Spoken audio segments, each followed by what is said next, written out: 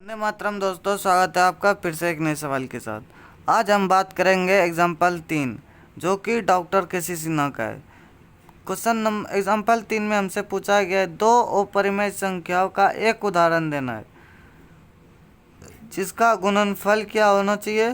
पहला परिमेय संख्या होना है, दूसरा संख्या क्या है, अपरिमेय संख्या है।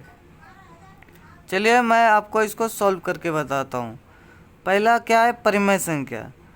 तो इसके लिए हमें क्या करना है, दो संख्या का मानना है। दो संख्याओं को हमें लेना है और उसका क्या है, गुणनफल परिमेय संख्या होना चाहिए।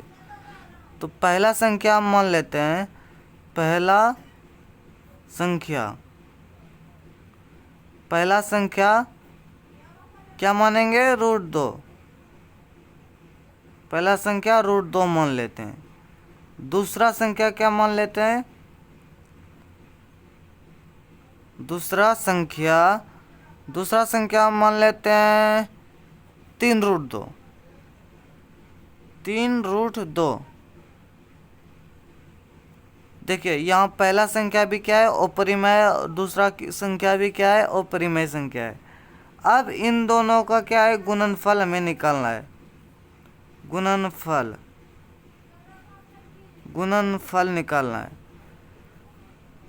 √2 गुना 3√2, इसे गुना करेंगे तो संख्या कुछ इस प्रकार से आने वाला है। √2 गुना √2 क्या हो जाएगा, 2 हो जाएगा।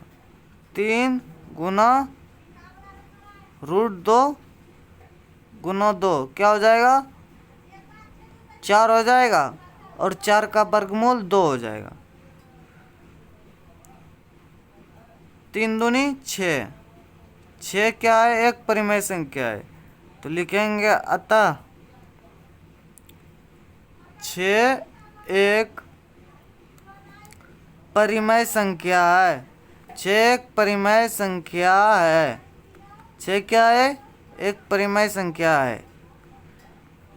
अगले क्लास में आपको बताऊंगा कि दो अपरिमेय संख्या का गुणनफल अपरिमेय संख्या ही कैसे आएगा। चलिए मिलते हैं।